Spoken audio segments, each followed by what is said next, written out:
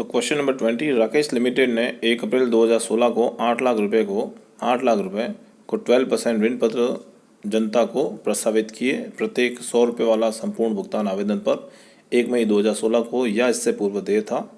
निर्गमन की शर्तों के अनुसार ऋण पत्रों पर ब्याज का भुगतान 6 माही आधार पर प्रतिवर्ष 30 सितंबर और 31 मार्च को 10% आयकर काट कर, जिसको टीडीएस कहते हैं, टीडीएस काट कर किया जाएगा। जनता ने 8,000 ऋण पत्रों के लिए प्रस्ताव आए और कंपनी ने 1 जून 2016 को बंटन किया। कंपनी की पुस्तकों में 16-17 में ब्याज के भुगतान एवं लाभ हानि विवरण में अंतरण की प्रविष्टियाँ कीजिए। तो मैं आपको सारी एंट्रियाँ समझा देता हूँ। यहाँ पे केवल इंटरेस्ट की एंट्री और प्रॉफिट एंड लॉस की एंट्री करनी थी। तो सबसे पहले हम इश्यू की एंट्री कर लेते हैं कि 8,000 डिबेंचर्स हमने इश्यू किए हैं। तो सबसे पहली एंट्री लगाएंगे हम लोग 1 अप्रैल 2016 की एंट्री लगाएंगे, क्योंकि हमने प्रस्ताव कब रखा था, 1 अप्रैल 2016 को रखा था और ऋण पत्र हमने आवंटन कब किया, 1 जून 2016 को। तो पहली एंट्री करेंगे bank account debit to 12% debenture application account, 12% debenture application account. ये आ जाएगा हमारा 100 रुपये वाले है तो 8 लाख रुपए पूरा। और नेक्स्ट एंट्री करेंगे 1 जून 2016 को, 1 जून 2016 को हमने अलॉटमेंट किया था, उसकी एंट्री लगाएंगे।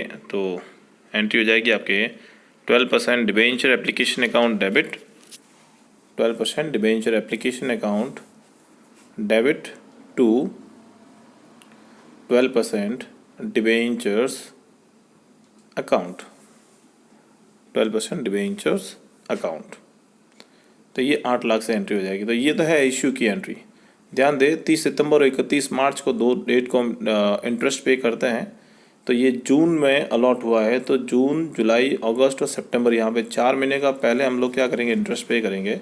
तो 30 सितंबर 2016 को डिबेंचर इंटरेस्ट की बात करेंगे हम लोग, डिबेंचर इंटरेस्ट की बात करेंगे। Debenture interest account debit to debenture holders,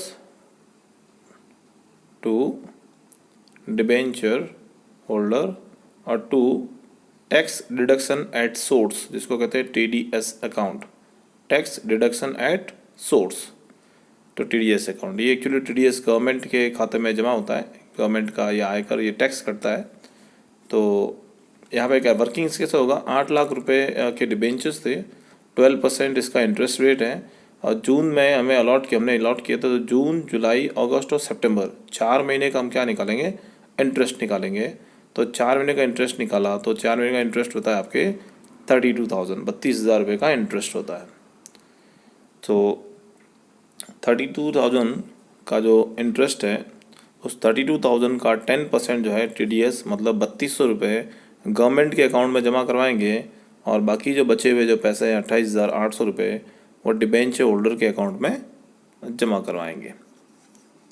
तो 32,000 का डिबेंचर इंटरेस्ट था, उसमें से जो 10% है वो तो टीडीएस है और बाकी जो 90% है वो डिबेंचर होल्डर के अकाउंट में ट्रांसफ़र करेंगे। तो 90% कितना हो जाएगा, 28,800 और टीडीएस हो जाएगा आपके 3,200 रुपये। अब इसके पेमेंट की एंट्री हम करेंगे। आप चाहो तो 2 एंट्रियाँ लगा सकते हो, आप चाहो तो 1 एंट्री में भी काम चल सकता है। तो पहले मैं अलग अलग एंट्री लगा देता हूँ। तो डिबेंचर होल्डर अकाउंट डेबिट,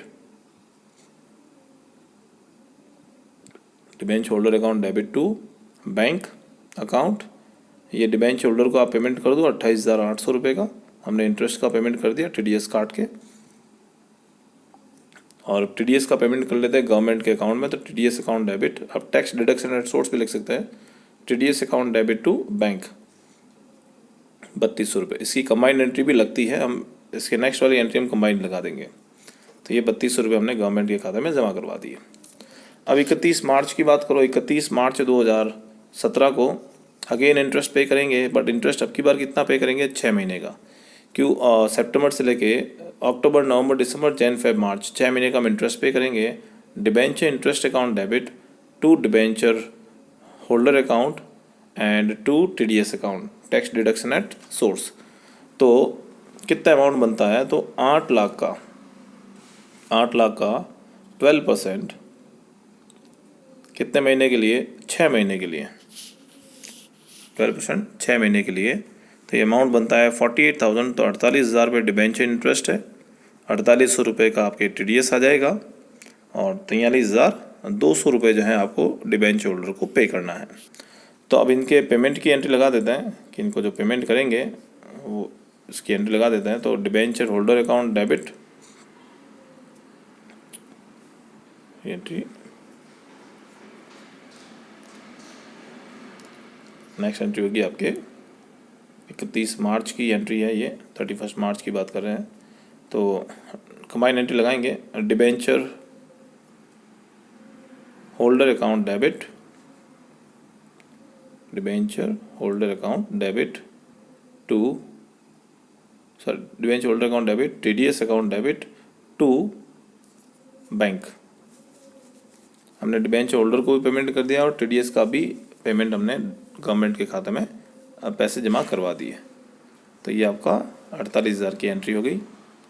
और लास्ट फाइनली एंट्री करेंगे हम लोग statement of profit and loss में। ये जो अमाउंट ट्रांसफ़र करेंगे डिबेंचर इंटरेस्ट कंपनी के लिए खर्चा है, तो खर्चे की एंट्री करेंगे और ट्रांसफ़र करेंगे statement of profit and loss account debit. 31 March को ही करते ही एंट्री भी, statement of profit and loss account debit to debenture interest account.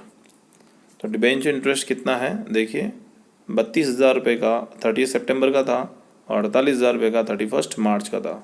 तो 32,000 रुपये प्लस 48,000 रुपये कुल 80,000 रुपये का डिबेंचर इंटरेस्ट है, वो हमने statement of profit and loss account में ट्रांसफ़र कर दिया। Thank you very much.